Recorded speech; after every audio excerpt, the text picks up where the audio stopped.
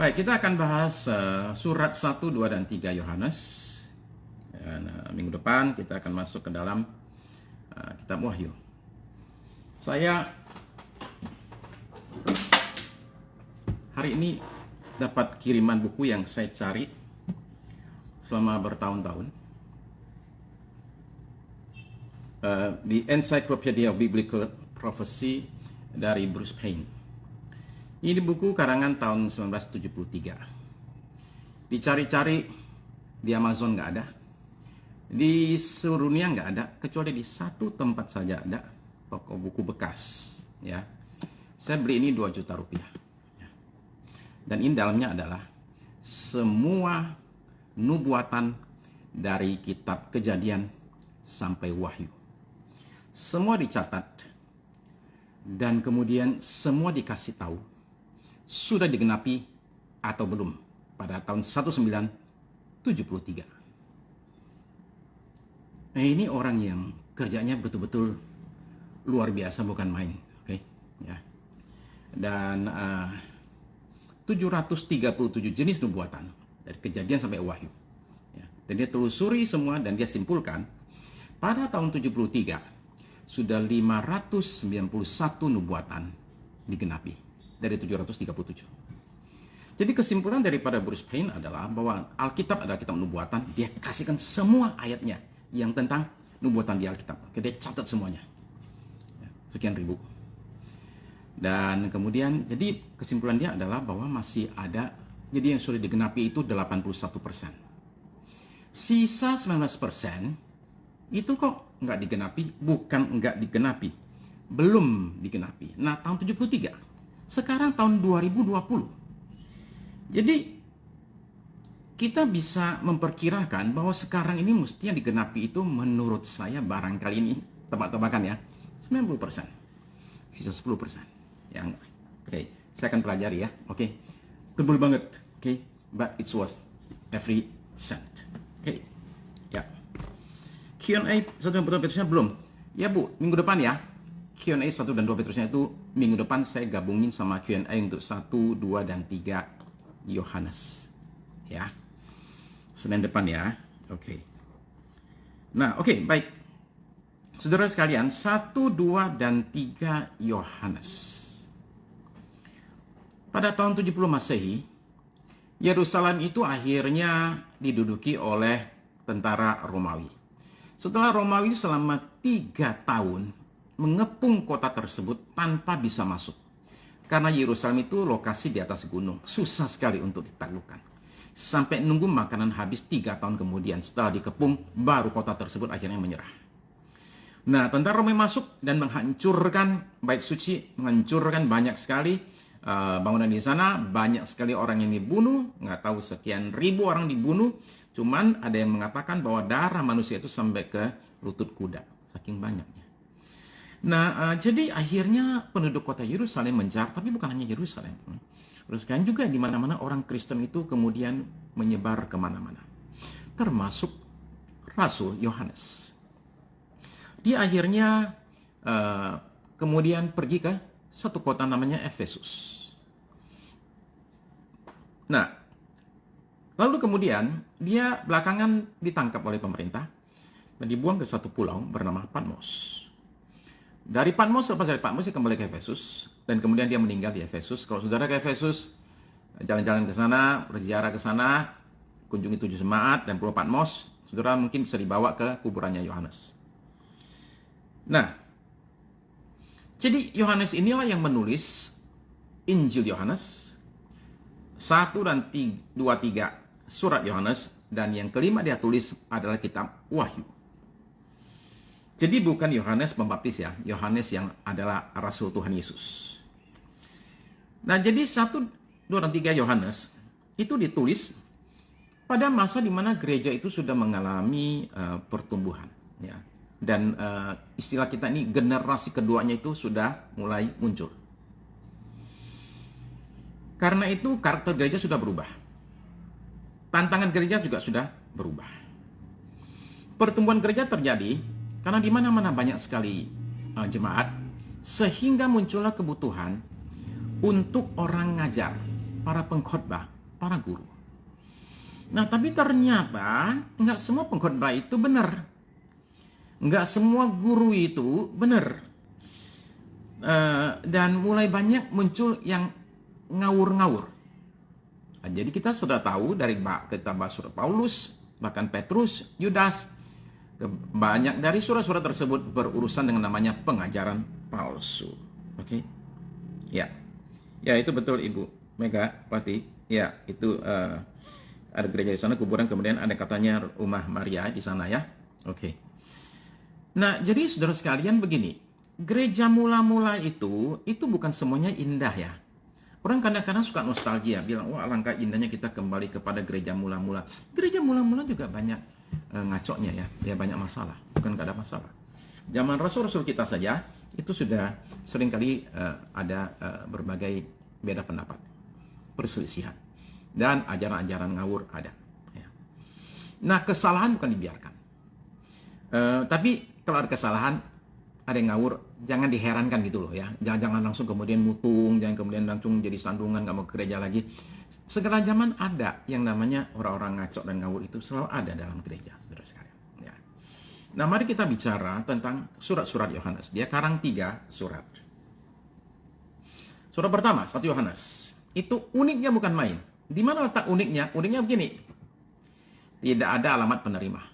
Dia nggak kayak Paulus. Paulus tuh kepada jemaat di Korintus, kepada jemaat di Tesalonika. Clear, jelas. Ini nggak ada. Begitu dia mulai dengan suratnya itu, coba saudara-saudara baca 1 Yohanes pasal yang pertama ayat 1. Beda dengan Paulus punya tuh. Beda dengan Petrus punya. Apa yang telah ada semula, yang telah kami dengar, yang telah kami lihat dengan mata kami, yang telah kami saksikan dan yang telah kami raba dengan tangan kami tentang firman hidup, itulah yang kami tuliskan kepada kamu. Kamu tuh siapa? Nggak jelas. Oke? Ya. Jadi dia tidak merasa perlu menjelaskan. Karena kayaknya yang nulis surat juga sudah tahu. Ini surat buat kita dari siapa. Nggak ada data nama penulisnya itu siapa. Yang nulis surat ini siapa? Enggak. Di 2 dan 3 Yohanes, si penulisnya bilang gini, dari penatua. Itu aja. Penatua marganya apa? Nggak ditulis sama sekali. Asumsinya, kamu udah tahu. Ya.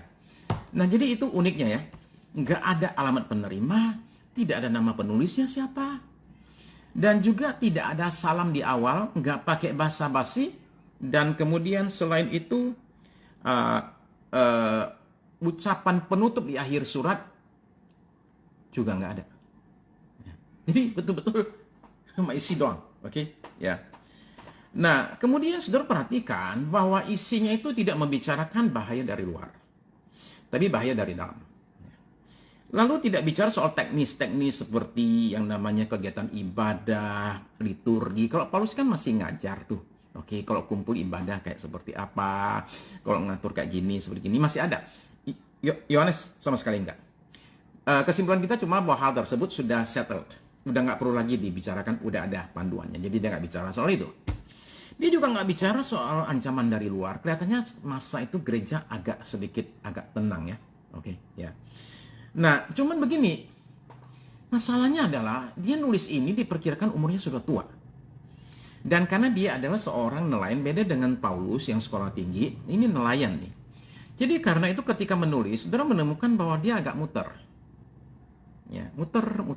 Nggak kayak Paulus, tek, jelas. Oke, ini nggak.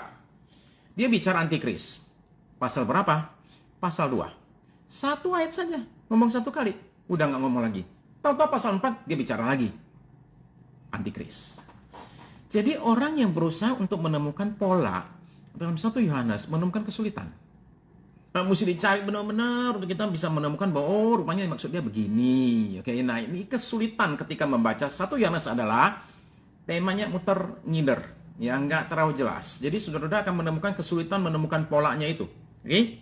Tapi bukan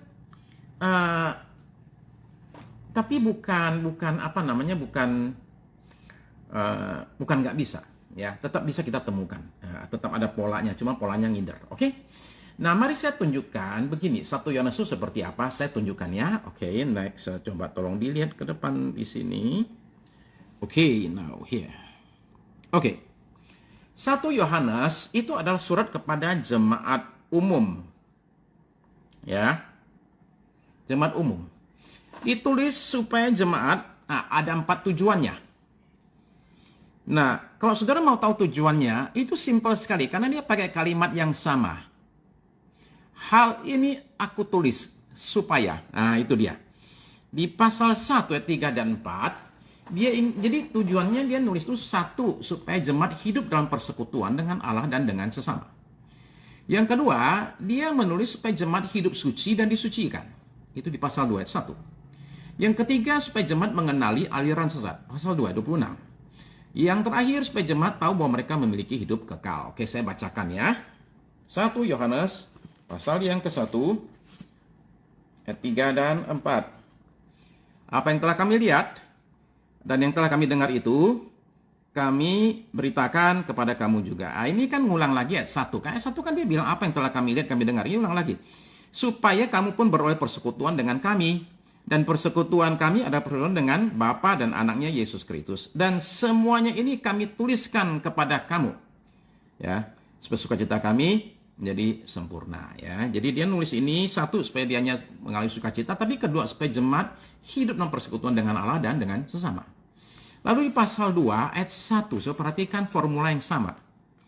Anak-anakku, hal-hal ini kutuliskan kepada kamu supaya kamu jangan berbuat dosa. Itu yang tadi nomor 2, hidup suci dan disucikan.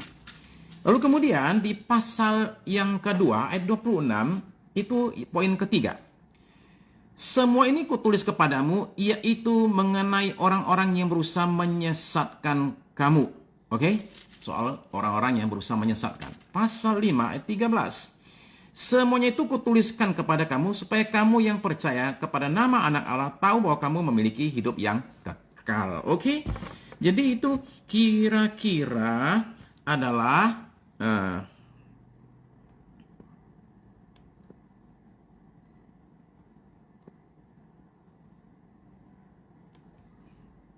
oke. Nah, demikianlah tujuannya surat ini ditulis. Oke. Nah, ketika saudara baca surat ini sebenarnya bukannya juga muter-muter, tapi dia ada satu pola yang selalu muncul berulang-ulang. Ya.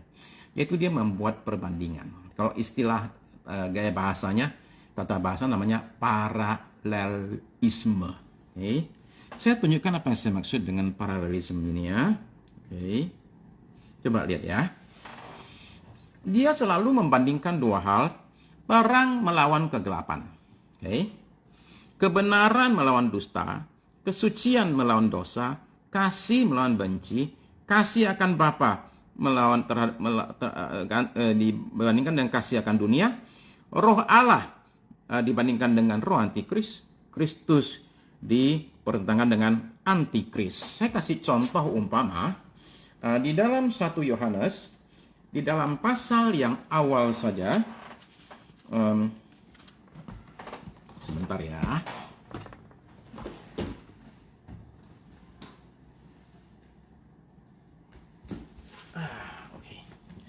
Oke, saya mesti ambil Alkitab yang sudah saya coret-coret.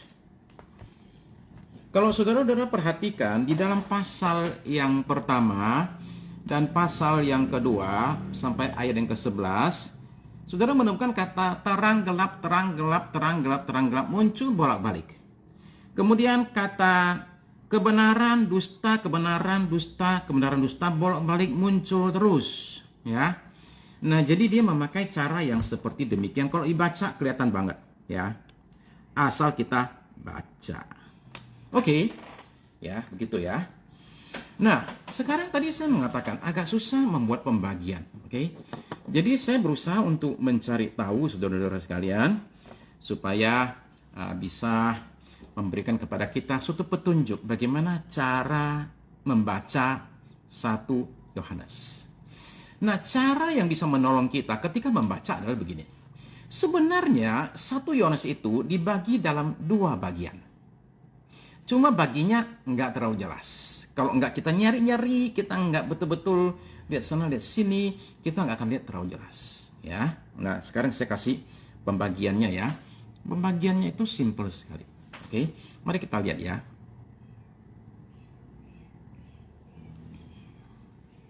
Oke, kelihatan ya? Nah, lihat saudara sekalian begini. Pasal 1, ayat 1 sampai pasal 2, saya salah tulis ya.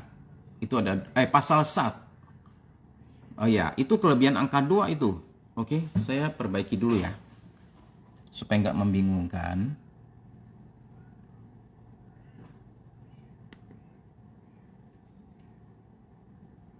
Oke. Nah, pasal 1 ayat 1 sampai pasal 2 ayat 12 itu bicara Allah adalah terang. Pasal 2 ayat 13 itu salah lagi ya. Oke, pasal 2 ayat 13 ya, mohon maaf, sudah tua soalnya. Jadi karena sudah tua kadang-kadang tuh suka problem. Ini yang ini yang keliru. Oke, pasal 2 di sini tuh ayat 11. Ya, begitulah. Namanya juga manusia. Oke, pasal 1 ayat 1 sampai pasal 2 ayat 11, Allah adalah terang. Lalu pasal 2 ayat 12 sampai pasal 5 sampai ayat terakhir, Allah adalah kasih. Jadi dia bicara tentang terang dan kasih. Allah adalah kasih, maka anjurannya adalah mari kita hidup dalam terang. Allah adalah terang maksud saya, oke. Allah adalah terang, maka mari kita hidup dalam terang. Nah, dalam terang itu apa yang terjadi? Kita menerima pengampunan dosa. Kita semakin hari semakin disucikan. Ya. Nah, kita mesti mengakui dosa kita dan menyingkirkan dosa dari hidup kita. Itu adalah yang bagian pertama, Allah adalah terang. Sekarang perhatikan, Allah adalah kasih, bagian yang besar. Allah adalah kasih, maka kita harus hidup dalam kasih. Nah, kita menerima kasih dari Allah dan membagikan kasih kita kepada orang lain. Karena katanya kita mengasihi karena kita terlebih dahulu dikasihi oleh Allah. Lalu dalam kasih itu kita mengasihi Allah dan mengasihi sesama kita. Kemudian kita juga diajarkan bahwa bukti kita mengasihi Allah adalah kita mengasihi sesama kita. Ya, jadi simpel sekali dibuat. Ketika membaca ini, saudara akan menemukan di pasal 1 ayat 1 sampai pasal 2 ayat 11, kata terang itu muncul bolak-balik. Terang gelap itu muncul, kalau saya nggak salah hitung tadi itu saya coret-coret 13 kali. Lalu kemudian Allah adalah kasih, bagian kedua itu kelihatan sekali dia bicara bolak-balik tentang yang namanya kasih. Oke, ya. Nah, mudah-mudahan itu menolong saudara ketika nanti baca ya. Yang belum baca, bacalah. Yang sudah baca, bacalah ulang. Nah, terus 2 dan 3 Yohanes. 2 dan 3 Yohanes adalah dua surat yang sangat amat pendek sekali. Yang satu 13 ayat, satu 15 ayat. Ya, pendeknya bukan main. Nah, isinya itu apa sih? Isinya begini. Oke. Isinya adalah, saya bikin agak gampang buat saudara-saudara sekalian ya. Oke. Nah, perhatikan. Oke.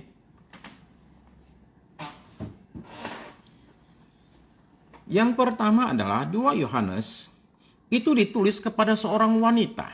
Ya, pakai sila kiria ya. 3 Yohanes ditulis kepada seorang pria. Jadi yang satu wanita, satu pria. Yang pria itu namanya Gaius. Ya, saudara tahu kan kerjanya Gaius? Ya, kira-kira saudara tahu dia kerja di mana ya? Oke. Ya. Nah, lalu kemudian tujuan suratnya itu apa? Saudara lihat bahwa tujuan suratnya itu yang kepada wanita ini, yang dia sebut dengan panggilan ibu itu, ya. Itu adalah tujuannya menjaga persekutuan dari bahaya ajaran atau nabi palsu. Itu ada di pasal 1 ayat yang ke-10. Ingat ini cuma 13 ayat. Oke? Ayat 10 ya. Saya bisa bacakan buat kita sekalian. 2 Yohanes pasal yang pertama ayat yang ke-10. Jikalau seorang datang kepadamu dan ia tidak membawa ajaran ini, janganlah kamu menerima dia dalam rumahmu dan janganlah memberi salam kepadanya. Ya. Oke. Nah, dalam 2 Yohanes, bahaya itu datang dari luar. Ya. Jadi si ibu ini diajari untuk mengasihi, tapi jangan lengah. Ibu ini terlalu mengasihi, tapi dia kurang dalam hal kebenaran. Maka dia diminta untuk kasih diseimbangkan dengan kebenaran. Ibu ini juga diajar jadi orang jangan terlalu lembek. Sebaliknya 3 Yohanes itu justru kebalikannya.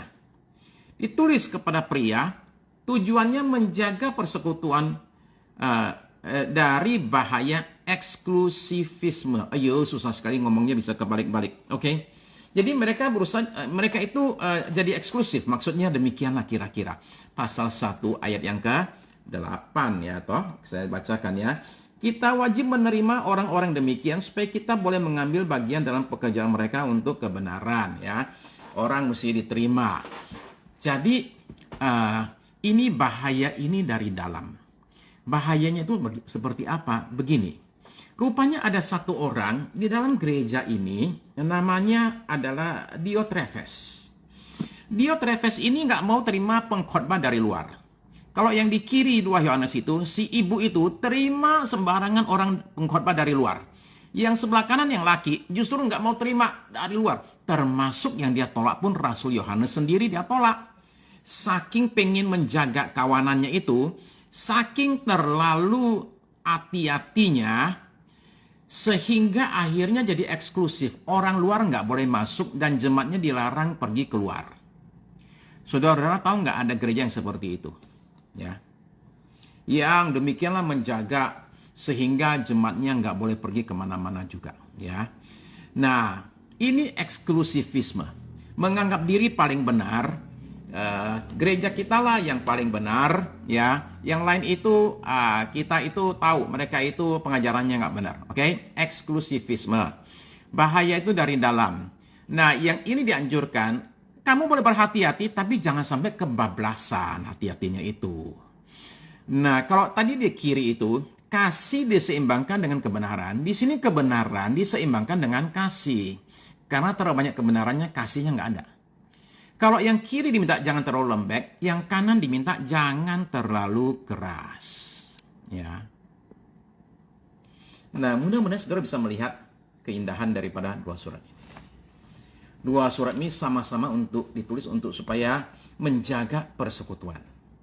Tapi terbalik. Dan terbaliknya itu saudara menemukan pola tentang 2 bahaya ini. Ya.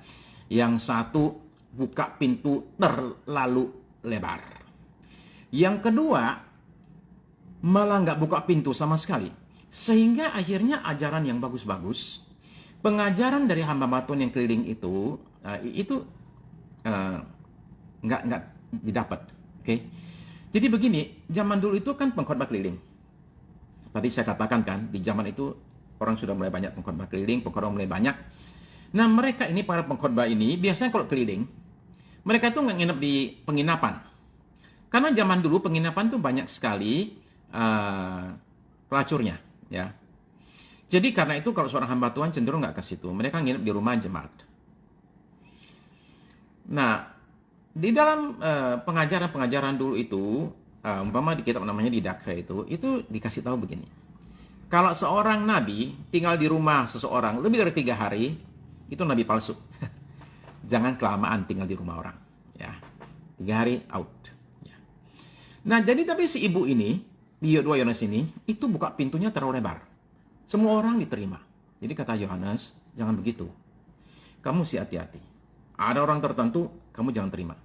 Dan jangan kasih salam. Mungkin heran. Yang kasih salam nggak boleh. Shalom, apa kabar, selamat pagi. Bukan itu maksudnya. Zaman dulu, orang kalau kasih salam, itu bukan cuman, hey, selamat pagi. Enggak. Orangnya itu masuk ke rumah lagi, harus masuk ke rumah maksudnya. Orang itu mesti kasih makan, diajak ngobrol, di entertain. Itu maksudnya memberi salam. Orang yang diterima dalam rumah. Nah, ibu ini kebablasan. Semua diterima. Kata Yohanes, hati-hati. Sebelahnya yang 3 Yohanes, justru nggak terima sama sekali. Yang benar pun dia tolak. Nah, kata Yohanes, yang benar diterima dong. Nah, sekarang dibilang, saya ada rekomendasi, dia bilang. Ya, rekomendasi saya adalah, dibilang begini. Ada satu orang disebut namanya di sini, yaitu Demetrius. Demetrius itu bagus, dia bilang. Kalau dia datang, kasih dong kesempatan untuk dia boleh khotbah. Nah, kira-kira gitulah, saudara sekalian. Oke, kelihatan indahnya ya. Antara 2 dan 3 Yohanes ternyata indah sekali. Ya, bahaya dari dua sisi, dari dalam, dari luar. Terlalu buka pintu, terlalu tutup pintu, terlalu hati-hati, terlalu nggak hati-hati, terlalu lembek, terlalu keras. Ya, dua-duanya itu kita hindari. Oke, sip. Nah, saudara-saudara sekalian, soal ajaran palsu. Ajaran palsu. Jadi saudara menemukan bahwa di Yohanes ini, 1 Yohanes, 2 Yohanes terutama, itu banyak bicara soal ajaran sesat. Ajaran sesat apa yang dilawan oleh Yohanes? Yaitu ada satu aliran namanya Gnosis. G-N-O-S-I-S. Gnosis, ya. Nah, Gnosis ini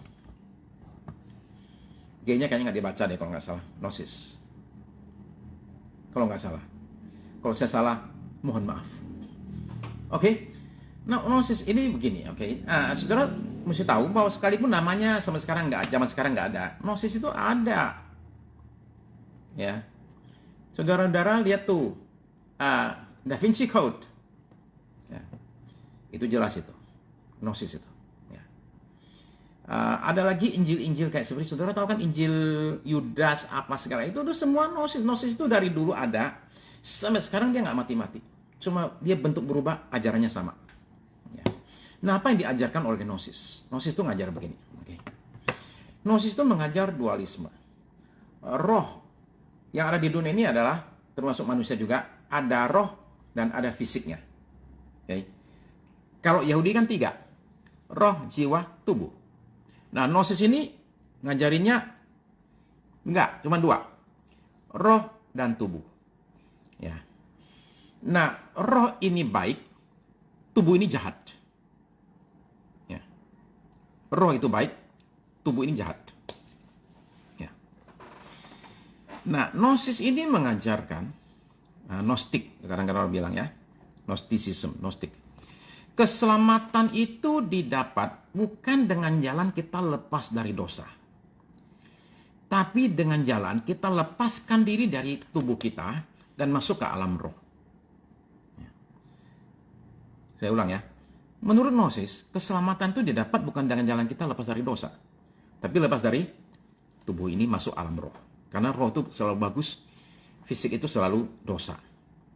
Nah, gimana caranya kita lepas dari tubuh ini? Caranya bukan dengan terima Kristus. Caranya dengan menerima pengetahuan rahasia. Maka namanya Gnosis. Karena Gnosis artinya pengetahuan. Jadi mereka mengatakan sebenarnya ada ajaran-ajaran rahasia yang kalau kita tahu, kita akan jadi dapat keselamatan. Nah, itu Gnosis. Ya. Ada ajaran rahasianya yang hanya diketahui oleh orang-orang tertentu. Nah, jadi antara roh dengan tubuh itu tidak ada koneksi yang efektif. Ya.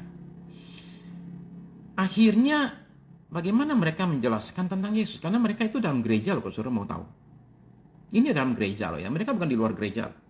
Mereka tuh aliran sesat di dalam gereja, bukan di luar gereja. Mereka ngakunya Kristen. Jadi mereka akhirnya jadi muncul 2 perkembangan Gnosis ini. Ya. Nah, saudara perlu tahu karena zaman sekarang pun dia ada. 1, tubuh ini mesti ditaklukkan atau diabaikan, ya. Jangan dengerin dia, jangan peduli dia, ya, tekan dia. Oke, itu yang orang sebut dengan nama asketisme. Asketisme ya. Kalau saudara lihat umpama di India ada banyak orang yang bertapa, nggak makan, nggak potong rambut, nggak mandi, kukunya sampai panjang demikian. Contoh asketisme. Okay. Nah, jadi Gnosis mengajarkan bahwa cara untuk kita ini selamat, yaitu lepas dari tubuh, masuk ke roh itu adalah dengan jalan asketisme. Ya. Kita abaikan tubuh kita, jangan pelihara tubuh kita, jangan mandi, jangan gosok gigi, kita itu jangan makan dan lain sebagainya, semua penyiksaan tubuh. Ya, penyiksaan diri lah itu maksudnya.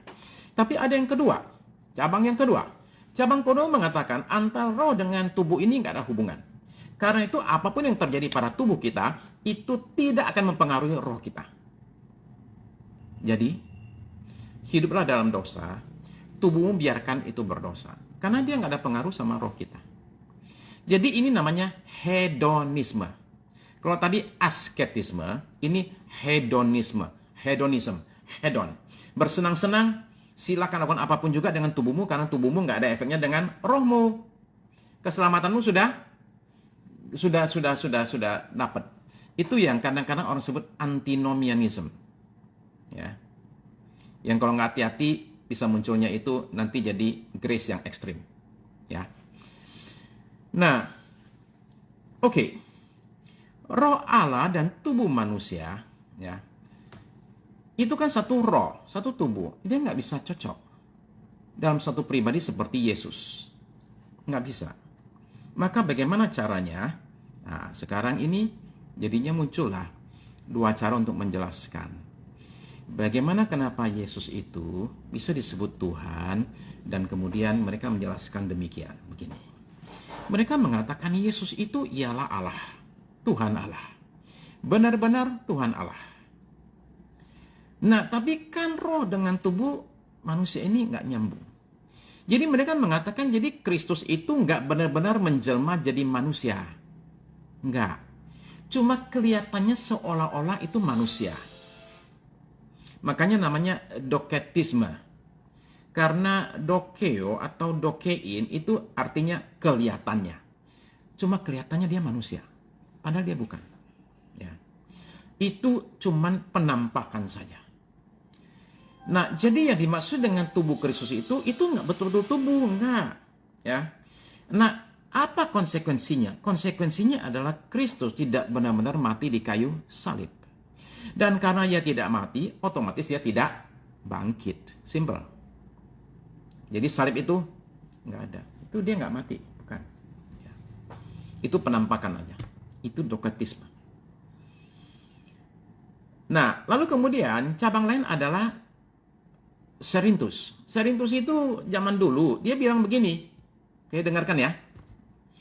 Yesus itu manusia biasa. Lahir dengan cara biasa. Cuma memang seseorang nabi. Oke. Nah, pada saat dia dibaptis, dia dikuasai oleh roh Allah. Nah, karena roh Allah inilah dia jadi luar biasa sekali. Lakukan banyak mukjizat. Nah, ketika disalib, roh Allah meninggalkan dia, maka dia mati sebagai manusia. Ya. Jadi yang satu menyangkal kemanusiaan Yesus, doketisme. Serintus menyangkal keilahian Yesus. Sementara kita percaya Yesus itu 100% manusia, 100% Allah. Oleh doketisme, no.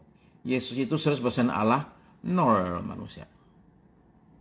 Sementara kata Serintus, Yesus itu 0 Allah, 100% manusia.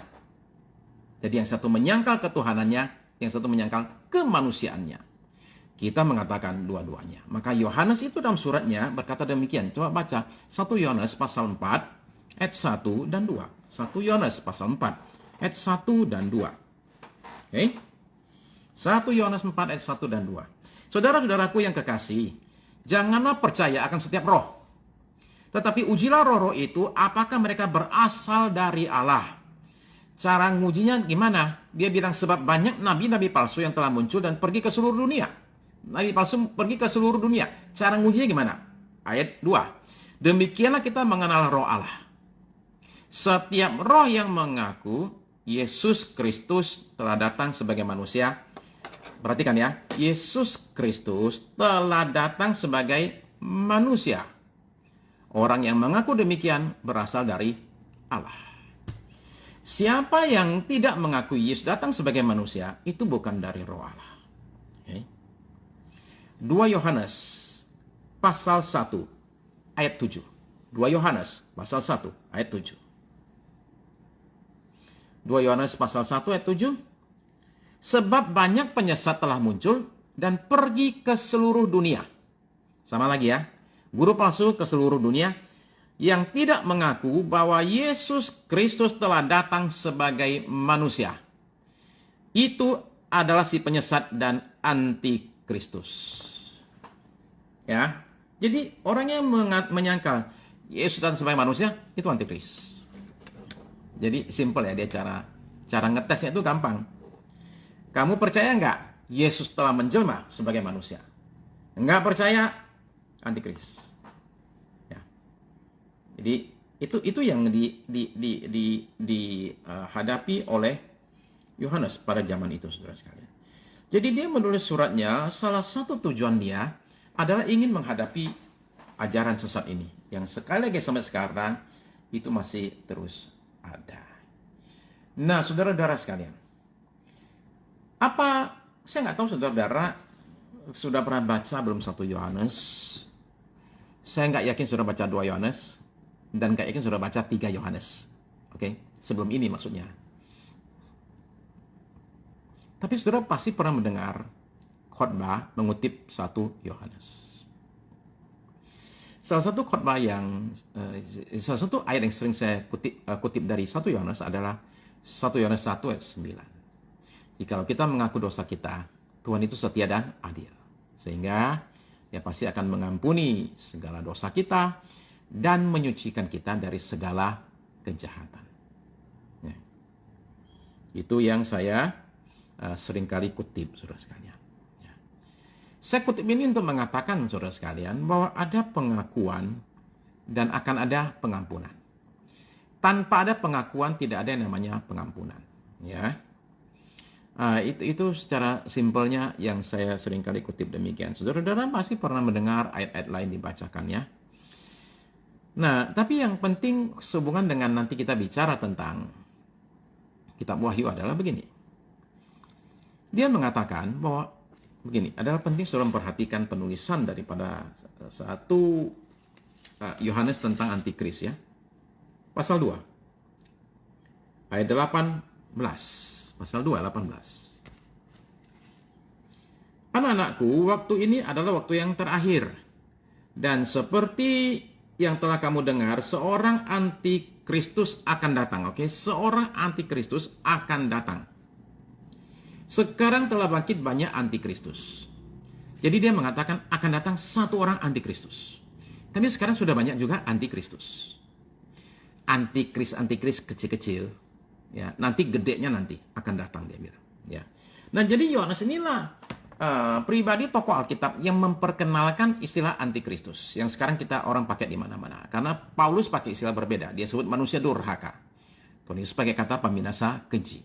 Dia mengatakan antikristus. Ya, dia yang perkenalkan ini. Okay. Jadi ketika saudara membaca Wahyu, saudara akan menemukan karena penulisnya sama. Okay, ada kaitannya seperti demikian. Ya. Saudara-saudara sekalian, soal kasih. Karena 1 Yohanes ini banyak sekali bicara soal kasih. Ada beberapa hal dia tekankan. Allah adalah kasih. Dia bicarakan 2 kali. Di pasal 4 ayat 8 dan di pasal 4 ayat 16. Allah adalah kasih. Ingat, di seluruh Alkitab gak ada orang yang bilang kecuali Yohanes ini. Hanya dia satu-satunya mengatakan God is love. Allah adalah kasih. Dan dia mengatakan bahwa kita bisa mengasihi karena kita sudah terlebih dahulu dikasihi. Pasal 4 ayat 19. Kemudian dia berkata demikian. Barang siapa berkata, aku mengasihi Allah, tapi dia benci sama saudaranya, dia itu penipu, pendusta. Karena tidak mungkin orang mengasihi Allah yang tidak kelihatan kalau nggak bisa mengasihi sesamanya yang kelihatan. Saudara paham ya? Hubungan saya dengan Allah vertikal, ya, itu terlihat dari hubungan saya dengan sesama saya yang horizontal. Hubungan horizontal mencerminkan hubungan yang vertikal. Kalau saudara banyak masalah sama orang, ya, banyak ribut sama orang, ya, banyak berantem sama orang, saudara mungkin mesti bertanya loh, saya ini sama Bapak saya di surga itu beres apa enggak? Ya. Kalau sama manusia yang kelihatannya kamu nggak bisa mengasihi, kamu jangan bicara Tuhan di surga sana yang nggak kelihatan, please. Itu tantangannya ya.